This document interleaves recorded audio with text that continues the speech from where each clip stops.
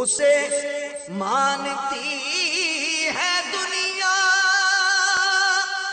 اسے ڈھونڈتی ہے منزل، رہے عشق مصطفیٰ پہ جو غلام چل رہا ہے۔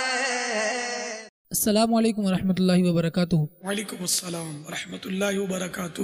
بابا جان، مدنی مذاکروں میں آپ کم کھانے کی ترغیب دلاتے ہیں، لیکن امی کہتی ہیں زیادہ کھاؤ، کیا کیا جائے؟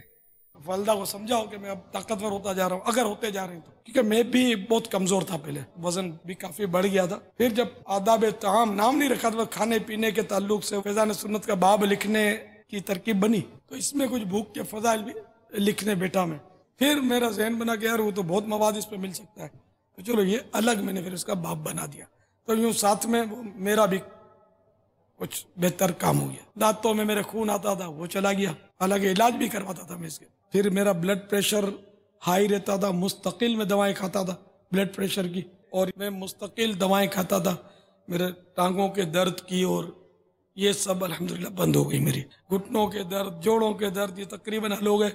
میرا کولیسٹرول ہائی ہوتا تھا، ٹرائگلیسیرائڈ ہائی ہوتا تھا، یورک ایسڈ ہائی رہتا تھا، دائمی نزلہ تھا میرے کو، اس کا علاج ڈاکٹروں کے پاس نہیں ہے، میرا دائمی نزلہ چلا گیا اللہ کی رحمت سے۔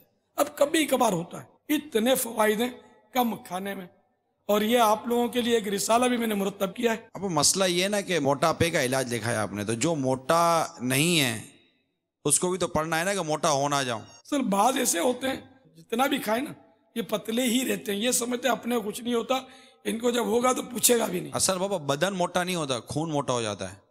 جو خون موٹا ہوگا نا تو پتہ چلے گا کہ ہوتا کیا ہے۔ بدن کا موٹا ہونا اپنی جگہ پر ہے، لیکن اصل تو بابا مسئلہ کرتا ہے جب خون موٹا ہو جاتا ہے۔ اور پھر عمر کے ساتھ ساتھ اندر جو نسیں ہیں نا خون کی، ان کی دیواریں سخت ہو جاتی ہیں۔ بڈھے بھی بیچارے وہ ٹھا ٹھا کر کے بڑے بڑے نوالے ہپ ہپ ہپ کرتے ہیں، ہر چیز کھاتے ہیں، اس لیے وہ بزرگوں کو تو زیادہ احتیاط کرنی چاہیے۔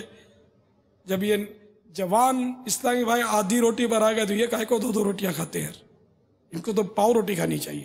کم کھانے سے کمزوری نہیں ہوتی بابا، جسے آپ صحت کہتے ہیں ہم یہ سمجھتے ہیں کہ وہ کمزوری ہے۔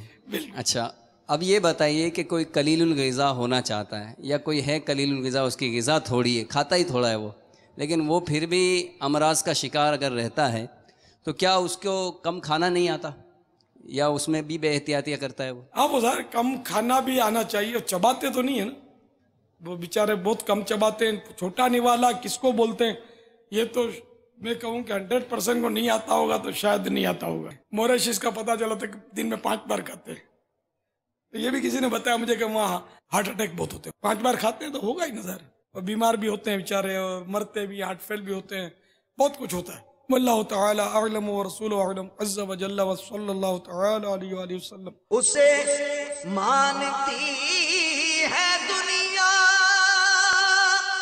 اسے ڈھونڈتی ہے منزل، رہے عشق مصطفیٰ پہ جو